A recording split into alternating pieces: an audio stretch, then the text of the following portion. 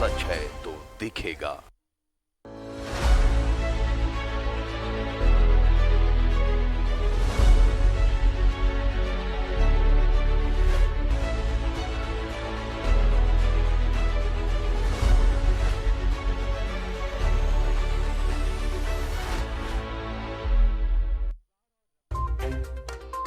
Headlines के प्रायोजक हैं श्याम मेटालिक्स।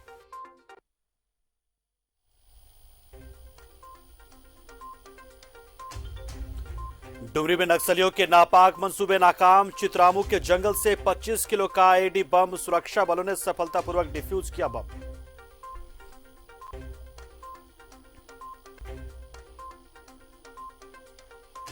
नए कृषि कानून के विरोध में हजारीबाग में शनिवार को कांग्रेस की किसान रैली, प्रदेश प्रभारी अर्पित सिंह होंगे शामिल।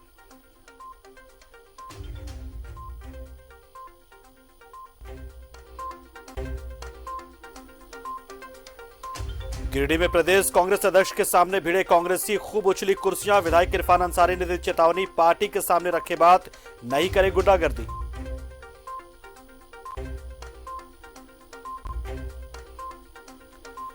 हजारीबाग में इंजीनियर की हत्या, साइट ऑफिस जा रहे L&T कंपनी की गाड़ी पर अपराधियों ने की फायरिंग, जांच में जुटी पुलिस।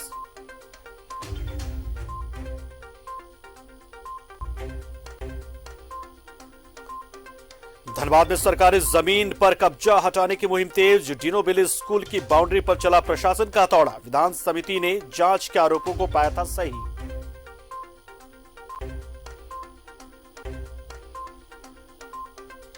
और आज के इटखोरी महोत्सव की शुरुआत, मंत्री सत्यानंद भोक्ता और बादल पत्रलेख ने किया उद्घाटन। कोरोना गाइडलाइन का होगा पालन।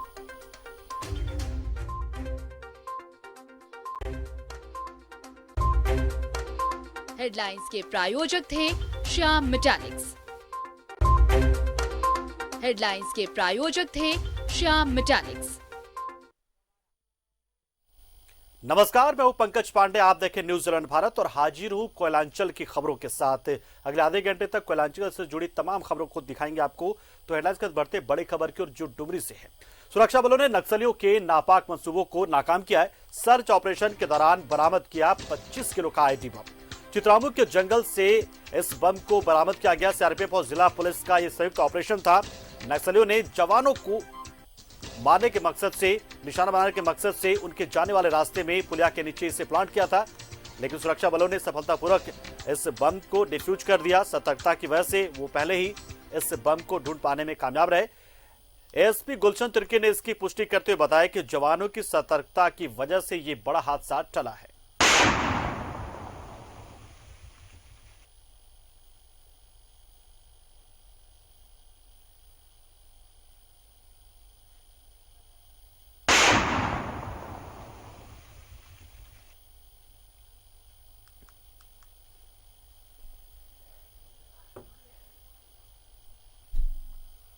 हजारीबाग में बड़गागांव रोड पर L&T कंपनी के कर्मचारियों के वाहन पर बदमाशों ने फायरिंग कर दी। गोलीबारी की घटना में कंपनी के साइट इंचार्ज सतेंद्र सिंह की मौत हो गई। बताया जा रहा है कि 2 बाइक पर आए अपराधियों ने इस वारदात को अंजाम दिया। एसपी कार्तिक एस ने सदर थाना पहुंचकर गाड़ी की जांच की है, लेकिन इस फायरिंग के बाद से हड़कंप मच गया है।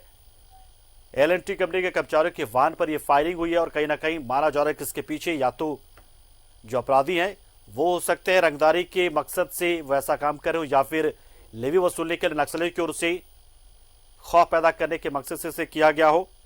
लेकिन इस फायरिंग में साइट इंचार्ज की मौत हो गई है।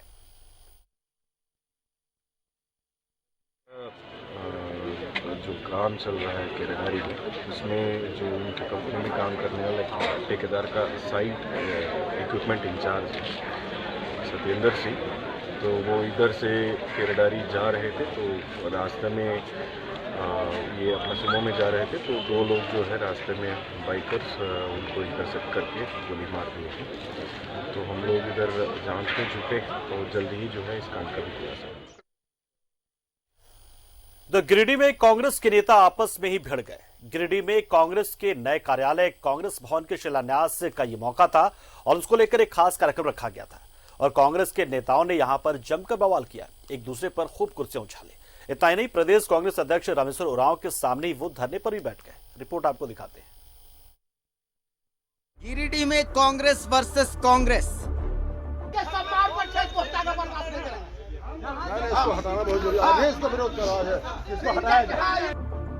जिला कांग्रेस कमेटी के नए भवन का होना था शिलान्यास,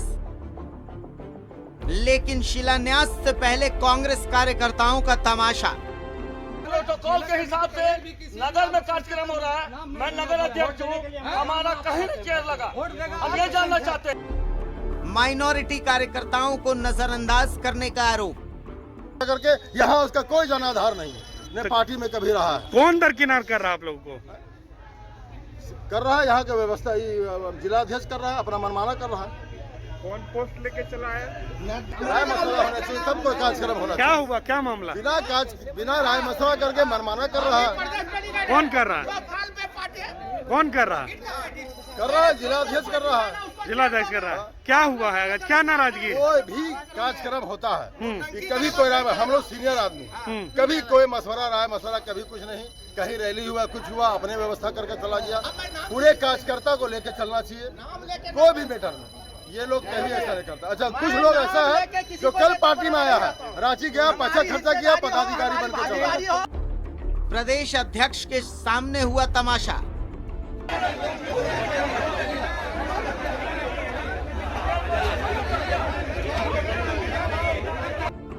एक तरफ थे दिग्गज कांग्रेस नेता, दूसरी तरफ चल रहा था धरना प्रदर्शन और नारेबाजी। कांग्रेस पार्टी को गुटबाजी का वापस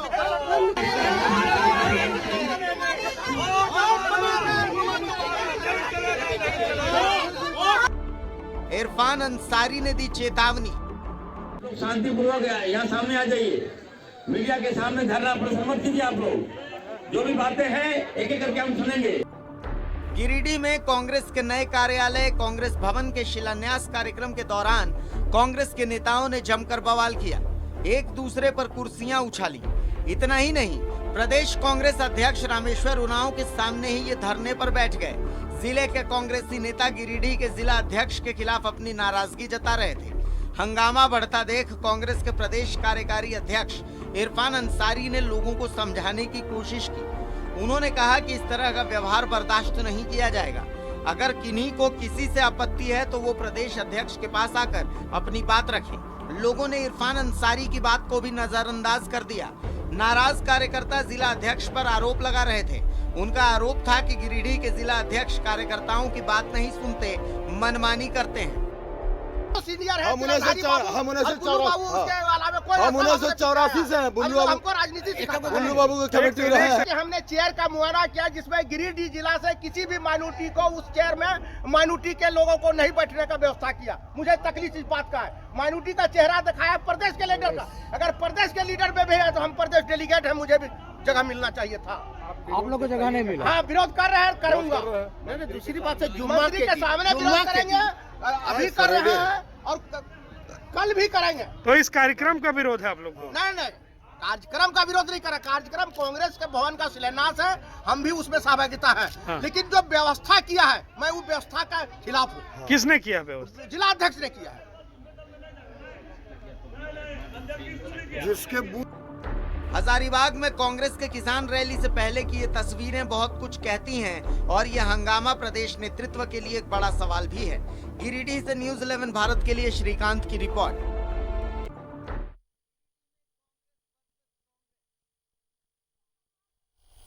इधर डुमरी के वनांचल चौक पर कांग्रेस कार्यकर्ताओं ने प्रदेश अध्यक्ष रामेश्वर उरांव का काफिला रोककर स्वागत किया। दरअसल रांची से गिरिडीह जाने के दौरान कार्यकर्ताओं ने उनके काफिले को रोका। केंद्र पर निशाना साधते हुए रामेश्वर उरांव ने इस दौरान कहा कि केंद्र सरकार किसान विरोधी कानून को वापस जब तक नहीं लेती है तब तक कांग्रेस पार्टी किसानों के समर्थन में इसी तरह से खड़ी रहेगी।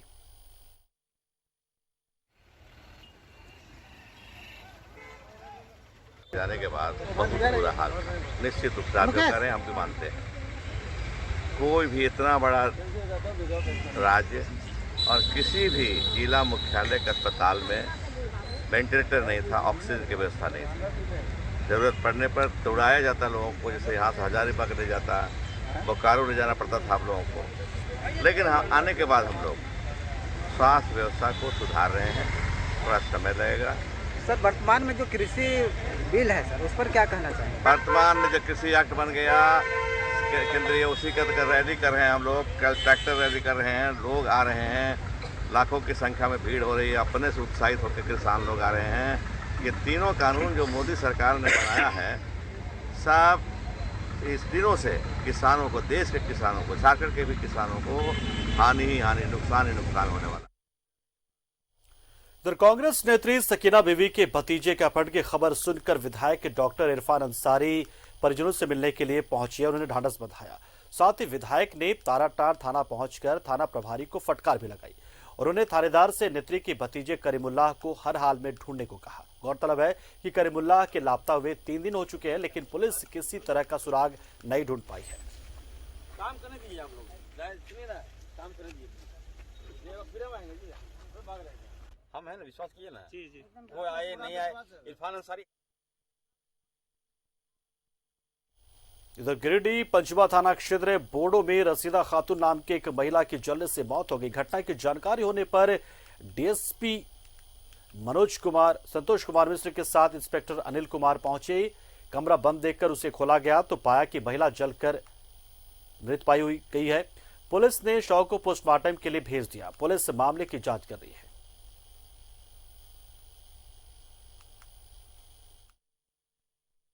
मालूम चला शाम में कि बोरो में एक घर में एक औरत आग लगा के मर गई है। तो जांच में हम लोग गया तो देखा कि अंदर से कमरा बंद था।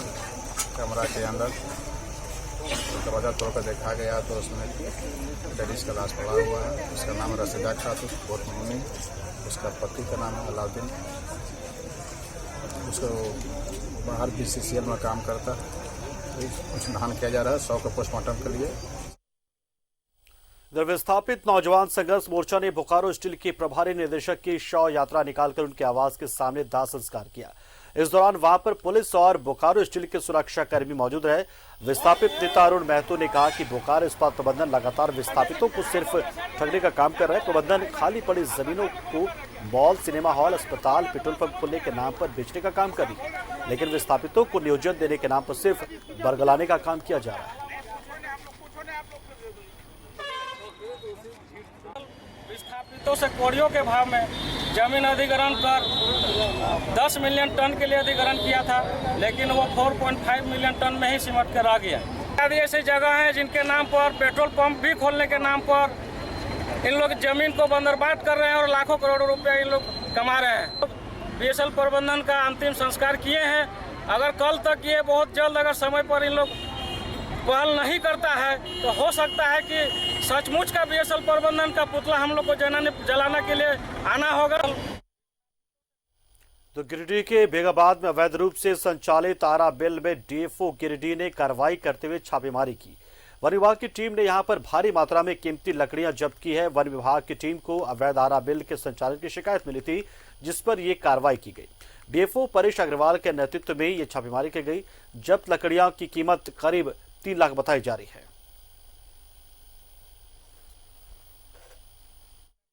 दिन से जी यहाँ पर 11 मशीन लोग चलाता है, खोल लेता है, चलाता है, इसका लाइसेंस नहीं है। इसी आधार पर हम लोगों ने पता करवाया तो पता चला कि हाँ चलाता है।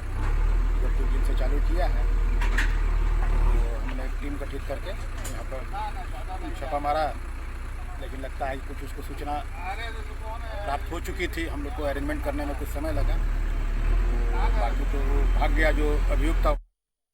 गिरिडीह भेलवाघाटी पंचायत के आरती स्वयं सहायता समूह के PDS दुकान से राशन वितरण के गड़बड़ी के विरोध में ग्रामीणों ने देवरी प्रखंड मुख्यालय के सामने विरोध प्रदर्शन किया। कार्डधारियों का कहना था कि PDS दुकानदार की ओर से राशन केरोसिन के वितरण में भारी अनियमितता बरती जा रही है। दिसंबर महीने से अब तक राशन का वितरण नहीं किया गया है। कार्डधारियों ने PDS दुकानदार की मनमानी के खिलाफ बीडीओ को ज्ञापन भी सौंपा।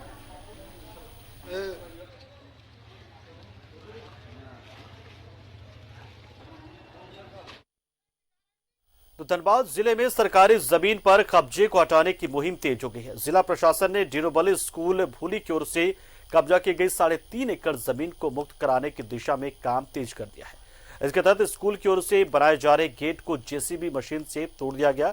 साथ ही स्कूल प्रबंधन के सामने उनकी तरफ से जीएम लैंड पर बनाई गई बाउंड्री को भी तोड़ने का निर्देश जारी किया गया है। रिपोर्ट दिखाते हैं आपको। धनबाद जिले में सरकारी जमीन पर कब्जा हटाने की मुहिम तेज हो चुकी है। जिला प्रशासन ने डिनोबली स्कूल भूली द्वारा कब्जा किए गए 3.5 एकड़ जमीन को मुक्त कराने की दिशा में काम शुरू कर दिया। इसके तहत स्कूल द्वारा तैयार कराए जा रहे गेट को जेसीबी मशीन लगाकर तोड़ दिया गया। साथ ही स्कूल प्रबंधन के सामने उनके द्वारा जीएम लैंड पर बनाई गई बाउंड्री को भी तोड़ने का निर्देश अधीनस्थों को दिया गया। सदर एसडीओ सुरेंद्र कुमार ने बाघमारा सीओ राकेश कुमार के साथ ईस्ट बसेरिया ओपी अंतर्गत डिनोबली स्कूल भूली द्वारा सरकारी जमीन पर की गई कब्जे को हटाने के लिए सारी कार्रवाई अपने नेतृत्व में अंजाम दिलाई। हमारे सीओ यहाँ बता रहे हैं, पर दोनों बार ये टीम यहाँ से चली जा रही थी, तो मुझे नहीं मालूम किस वजह से वापस जा रहे थे। इस बार अंचल अधिकारी के द्वारा बताया गया कि सर दिक्कतें आ रही है, तो मुझे फोर्स और आपकी उपस्थिति आवश्यक है। उसी मद्देनजर हमने इनको बताया और एक मैजिस्ट्रेट को नियुक्त करते हुए फोर्स की अवेलेबल कराया और आज हम लोग उसी अतिक्रमण को हटाने, क्योंकि सत्र भी शुरू होने वाला है।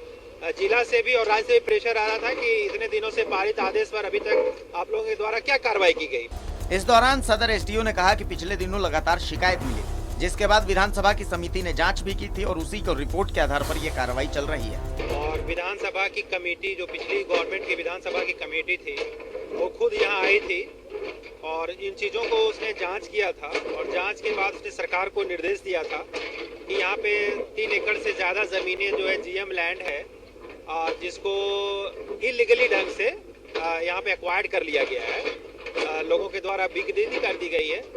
तो डिस्ट्रिक्ट एडमिनिस्ट्रेशन उस आदेश के आलोक में एक इंक्रोचमेंट एक्ट पारित करके इसको हटाने का प्रयास किया गया था। डिनोबली स्कूल भूली के प्रिंसिपल का कहना है कि साल 2008 में उन्होंने इस जमीन को ग्रामीणों से खरीदी थी और इसकी रजिस्ट्री भी करवाई थी। बताया जा रहा है 3 एकड़ का जमीन है। अभी मैंने सरकारी वाला अमीन आकर के बोला कि 3 एकड़ जमीन हम लोग हमारे हिसाब से उससे कम है, लेकिन वो भी अगर हम लोग किसी के हड़प नहीं, हम लोग खरीद लिए। बहरहाल प्रशासन अब सरकारी जमीनों को मुक्त कराने के लिए कड़े कदम उठाने लगा है, जो एक अच्छा संकेत है। धनबाद से कैमरामैन बंटी के साथ न्यूज़ 11 भारत के लिए अरुण बर्नावाल की रिपोर्ट। और फिलहाल रुकते एक छोटे से ब्रेक के लिए, जल्द हाजिर होंगे कुछ बड़ी कुछ अहम खबर के साथ। लौटते फौरन।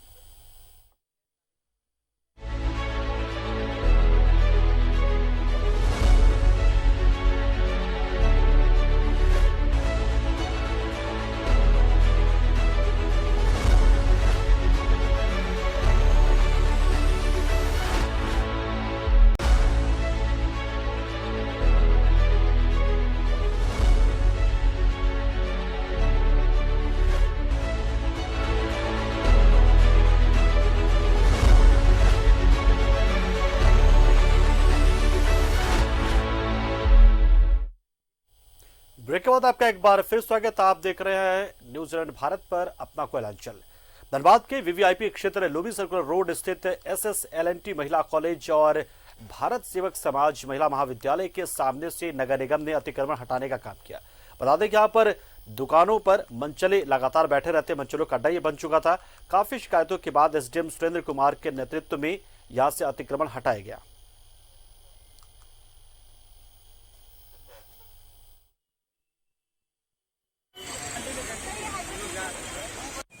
प्रमुख कॉलेज है, साथ में हमारे पदाधिकारी का यहाँ पे आवास है और जिस प्रकार से यहाँ दिन प्रतिदिन भीड़ बढ़ती जा रही है, उसको ध्यान में रखते हुए हम लोगों ने यह अभियान चलाया है और लोगों को हम लोग सख्त चेतावनी दे रही है कि दोबारा इस प्रकार का जो है ना दुकान ना लगाए, क्योंकि आए दिन कभी भी कोई दुर्घटना यहाँ पे हो सकती है, क्योंकि कॉलेज है यहाँ पे महिलाओं का। तो उसको ध्यान में रखते हुए हम लोग इस तरह का अभियान अभी वर्तमान में चला रहे हैं। किसके द्वारा सर ये अभियान चल रहा है? ये वर्तमान में हम लोग नगर निगम के द्वारा जो है अभियान हम लोग चला रहे हैं।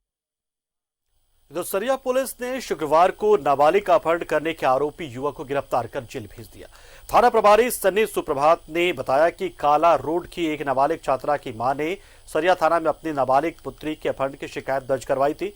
इसमें प्रेमचंद मंडल को अभियुक्त बनाया गया था। पुलिस ने 24 घंटे के अंदर छात्रा को बरामद कर लिया और आरोपी युवक को गिरफ्तार कर जेल भेज दिया।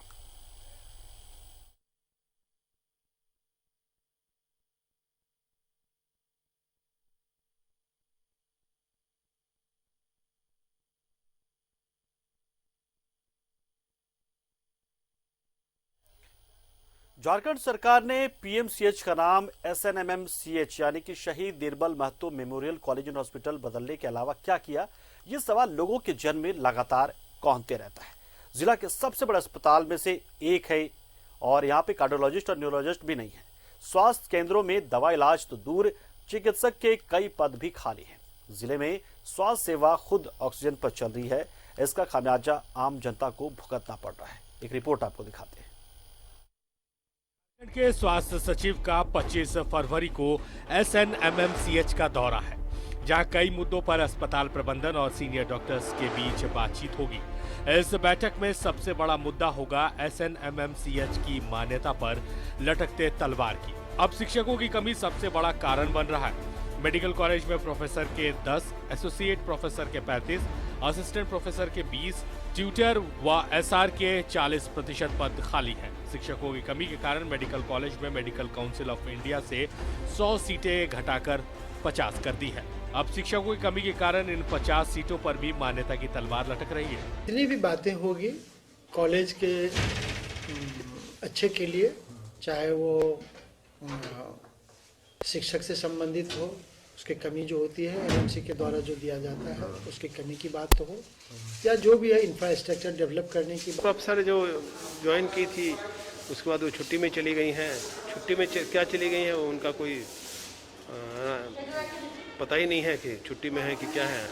और दूसरे एक सीनियर रेजिडेंट की पोस्टिंग हुई थी, वो भी नहीं आई है अभी तक, उन्होंने ज्वाइन ही नहीं किया। तो अस्पताल के कई सीनियर डॉक्टर्स का मानना है कि हेमंत सरकार जिस तरह विकास कार्यों को बढ़ावा दे रही है, इनके कार्यकाल में धनबाद के सरकारी अस्पताल की सूरत बदलेगी। धनबाद से न्यूजीलैंड भारत के लिए कुंदन की रिपोर्ट। आगामी 22 से 27 फरवरी के बीच धनबाद जिला प्रशासन की ओर से फाइलेरिया उन्मूलन कार्यक्रम चलाया जाना है। इस कड़ी में करीब 25 लाख लोगों को निःशुल्क दवाएं दी जाएगी। उप विकास आयुक्त दशरथ चंद्र दास की मौजूदगी में इस कार्यक्रम को लेकर समाहरणालय में एक अहम बैठक की गई, जिसमें स्वास्थ्य विभाग के सभी अधिकारी मौजूद रहे। डीडीसी ने इस दौरान सख्त निर्देश दिया कि किसी भी सूरत में फर्जीवाड़ा बर्दाश्त नहीं किया जाएगा। ये दवाएं कागजों पर नहीं बल्कि लोगों तक पहुंचे हर हाल में, इस बात को सुनिश्चित करे विभाग।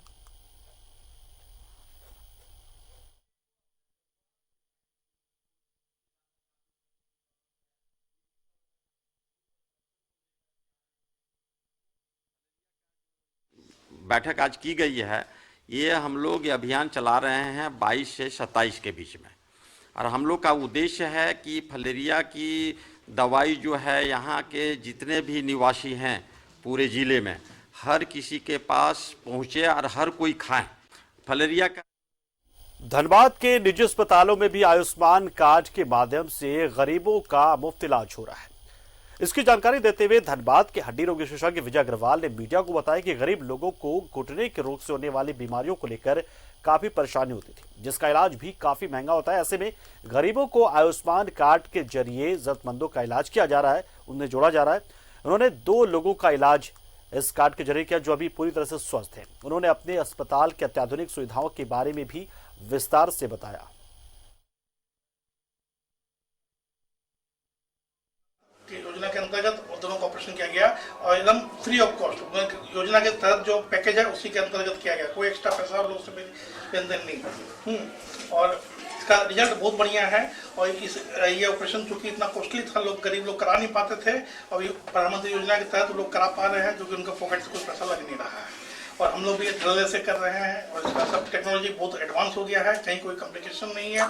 दोनों पेशेंट अभी हमारे यहाँ सक्सेसफुल है। भारत